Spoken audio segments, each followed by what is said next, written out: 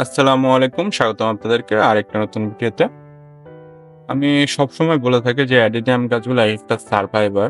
আর তার বাস্তব উদাহরণ হলো আমার একটা গাছ অ্যারাবিকাম। এই গাছটা অ্যারাবিকাম তবে অ্যাডিনিয়ামেরই জাত একটা অ্যারাবিকাম। তার জন্য আমি বলছি যে অ্যাডিনিয়াম গাছ একটা সারভাইভার। এটা যেকোনো পরিস্থিতিতে যেকোনো অবস্থায় বেঁচে থাকতে পারে। আর এই গাছটা আমার কিছু বছর আমার কিছু ভুলের জন্য গাছটা একটা অংশ পচে যায় এবং পচে যেয়ে অনেক ভিতর পর্যন্ত চলে যায়। আমি ভেবেছিলাম যে এই গাছটা মারা যাবে। তারপর আমি দেখি যেহেতু উপর দিকে এবং নিচের দিকে ভিতর দিকে অনেক বড় একটা গর্তের মতো হয়ে গেছিল। তাই আমি এটাকে আর কাটাকুটি করিনি। নিচের দিকে একটু ভালো ভালো ছিল মনে হচ্ছিল যে শিকড়টা।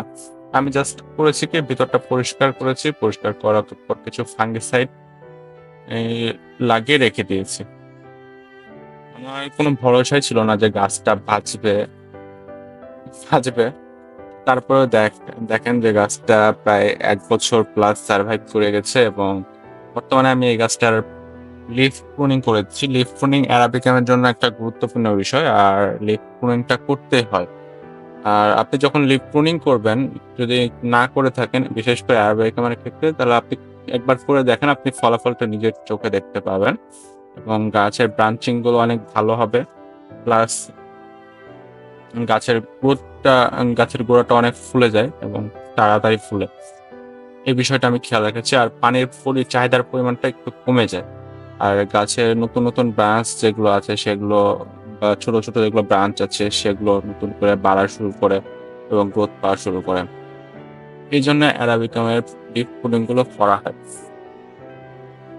আর এই গাছটার গল্প বলতে প্রায় এই গাছটার কাজটা আমার প্রায় শেষ। তারপরে আপনারা দেখেন যে গাছটা লিফ প্রুনিং করলে আরেকটা বিষয় হয় কি গাছের সৌন্দর্যটা অনেক বৃদ্ধি পায়। আপনার নিজের কাছে নিজে একটা স্যাটিসফ্যাকশন পাবেন। আপনি গাছ করে বা বাগান করে যদি নিজের কাছে নিজের ভালো লাগা না তৈরি হয়, সেক্ষেত্রে আপনার গাছ বা বাগান বা যেকোনো কাজ আপনার যদি ভালো না লাগে বা নিজের একটা পার্সোনাল স্যাটিসফ্যাকশন যদি না পান, সেক্ষেত্রে আপনার কোনো কাজ করে কখনো শান্তি পাবেন না।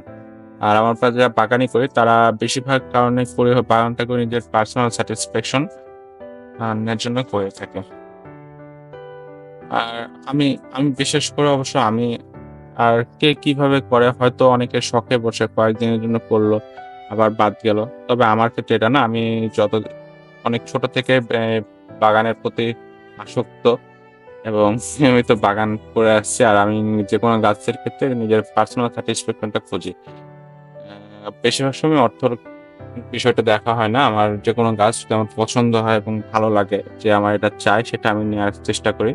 তবে কিছু সময় অর্থ বাধা হয়ে দাঁড়িয়ে থাকে। তবে সেক্ষেত্রে ধৈর্য ধরি এবং ধৈর্য ধরার পর দেখা যাচ্ছে যে অনেক সময় দামটা আমার নাগালের বাইরে চলে আসে এবং আমি অর্থটা সংগ্রহ করতে থাকি যে এই পরিমাণ টাকা লাগতে পারে, সেই পরিমাণ অর্থটা সংগ্রহ করে থাকি। আর আল্লাহর রহমতে আমার একসময় সেই গাছটা আমার নাগালের মধ্যে চলে আসে এবং আমি গাছটা সংগ্রহ করে ফেলি। তবে বাগানের ক্ষেত্রে একটা বিষয় হলো কি আপনাকে ধৈর্য ধরতে হবে। প্রচুর ধৈর্য থাকতে হবে বাগান করতে হলে।